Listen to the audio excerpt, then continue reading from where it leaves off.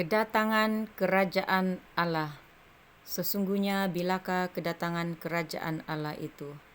Apakah ia merujuk kepada rapture? Shalom, shalom, shalom Elohim semuanya, Bapak Ibu, saudara-saudari, keluarga yang terkasih dalam Tuhan. Sekali lagi bertemu kembali dalam ruangan kesaksian. Pertama-tama saya ingin menaikkan ucapan syukur, pengagungan, hormat yang tertinggi kepada Bapa di surga, Tuhan Yesus Kristus dan kuasa Roh Kudus, ketiganya yang esa, yang sudah berinkarnasi menjadi manusia di dalam proyek ilahinya di zaman Omega ini. Sesungguhnya kedatangan kerajaan Tuhan itu sudah ada di antara manusia, namun ramai manusia tidak memperhatikannya, tidak mempercayainya, bahkan terlepas pandang akannya. Bahkan ada yang mengolok menghujat. Tapi marilah kita membuka hati dan merenungkan kebenaran firman Tuhan, di mana pada saat ketika ini Tuhan mengingatkan saya, Bapak Ibu. Terlebih dahulu mohon izinkan saya memberikan ucapan shalom hormat kepada ketiga pribadi hamba-hamba ilahi yang sudah ada di muka bumi ini, mengajar anak-anak terkasihnya, kepada kita semua, melihat dunia yang sedang berlaku pada saat ini sudah berada di zaman Omega, di mana roh Bapa Surgawi, Bapa Yahweh berada dalam diri Bapa Eman Lahagu II, dan roh Alfa dan Omega, Tuhan Yesus Kristus itu sendiri, Imam Mahdi yang ditunggu-tunggu oleh dunia, sudah ada di muka bumi ini di dalam pribadi Pak Aditya Nugrahanto, Alfa, O Omega, nama inkarnasinya, nama baru yang diberikan kepada anak manusia untuk mendirikan kerajaan barunya, kerajaan damai 1000 tahun atas muka bumi ini. Shalom Elohim mempelainya Ibunda Fehamdani, suatu manifestasi kuasa Roh Kudus yang super dahsyat sebagai jubir ilahinya, yaitu Roh Kudus, Roh kebenaran, dan juga selaku malaikat kitab Wahyu, malaikat Mary, Sang Ratu Adil, yang sudah berada di tengah-tengah umat manusia, menghakimi dunia ini bersama dengan Roh Alfa dan Omega, Tuhan Yesus Kristus. Apa saja yang dikatakan oleh ketiga pribadi ini, ya dan amin, berlaku Bapak Ibu.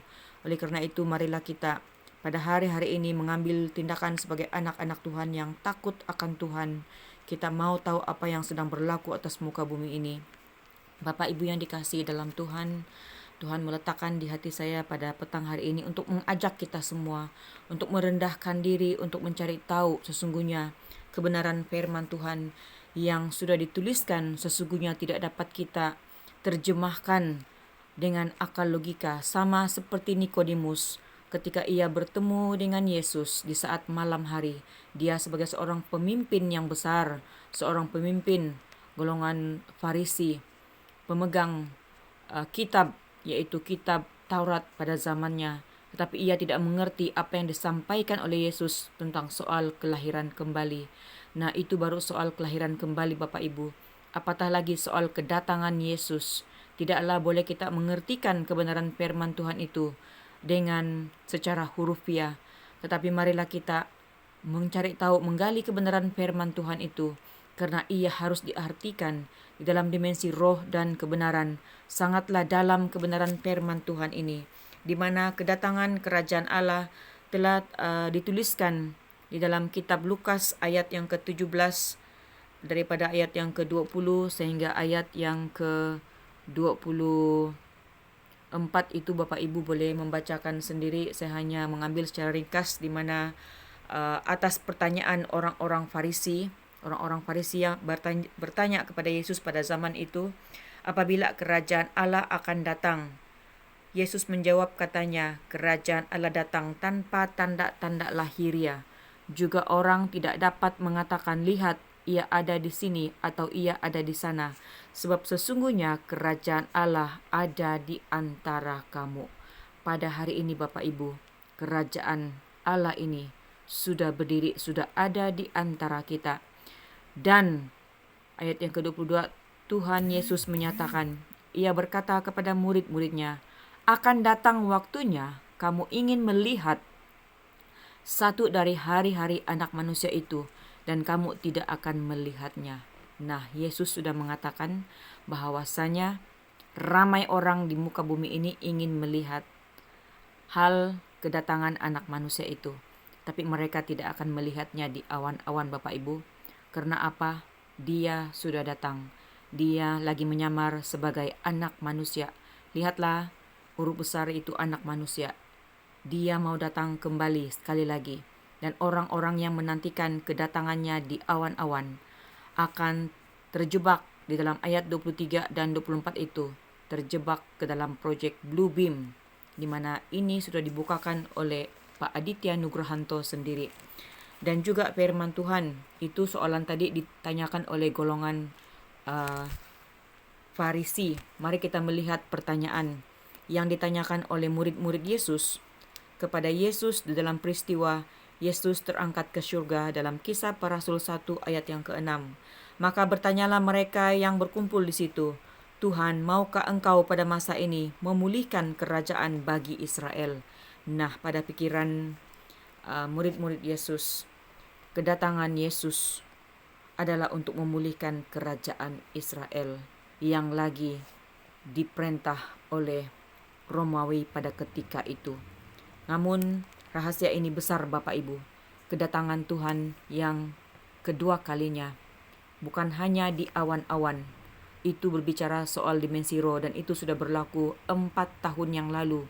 Hanya sedikit orang yang mengetahuinya, yang menembus dimensi roh dan kebenaran.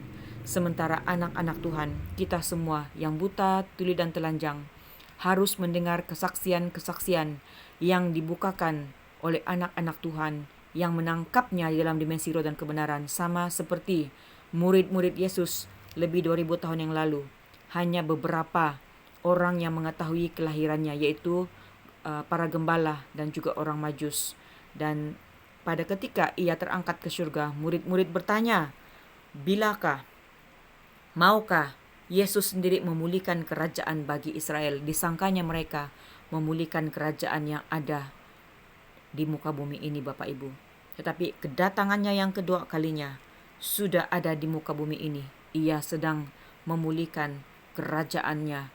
Dia sedang melululantahkan dunia ini. Ia sedang memproses ulang dunia ini dengan membawa gulungan kitab itu. Apakah isi gulungan kitab itu? Tidak lain tidak bukan adalah mendirikan kerajaan 1000 tahun damai, menumpahkan cawan murkanya, dan iman anak-anak Tuhan tidak harus sebatas sampai pengangkatan di awan-awan Bapak Ibu. Tetapi kita harus menggali kebenaran firman Tuhan ini. Suatu rahasia daripada zaman purbakala, dari zaman Henok. Bacalah kitab Henok. Ketika Yesus datang kedua kalinya, dengan jelas kitab Henok menuliskan bahwa kedatangan anak manusia bersama dengan para malaikatnya untuk menghakimi dunia ini. Bukankah pada ketika ini kita mendengar kesaksian-kesaksian daripada para malaikatnya yang telah mengambil tubuh kesing anak manusia yang diperlayakkannya? Itulah suatu pekerjaannya yang tidak dapat dimengerti oleh akal logika manusia. Janganlah kita mengambil sepotong ayat firman Tuhan itu dan kita mengartikannya secara hurufiah dengan terjemahan akal logika manusia. Tapi marilah kita merendahkan diri. Kita melihat kepada orang-orang yang tidak punya title, tidak punya gelar, yang diangkat daripada kerajaan surga, dimandatkan daripada kerajaan surga sendiri untuk berbicara di detik akhir ini. Dan jikalau kita masih mau mendengar, menunggu daripada hamba-hamba Tuhan yang bergelar pendeta paste yang daripada gedung gereja, pastilah kita tidak akan mendengar berita ini, karena semuanya telah menerima tanda binatang itu. Oleh karena itu marilah kita merendahkan diri, mengkaji kebenaran yang sedang ditebarkan pada saat ini, bahwasanya Tuhan Yesus Kristus, Roh Alfa dan Omega, sudah berada di muka bumi ini, sedang menghakimi dunia ini, sedang berbicara kepada dunia ini. Dia amat mengasihi saya, Bapak Ibu, saudara-saudari, keluarga sekalian. Dia sedang mempersiapkan kita untuk masa kesusahan di depan mata. Oleh karena itu marilah kita mendengarkan Dia.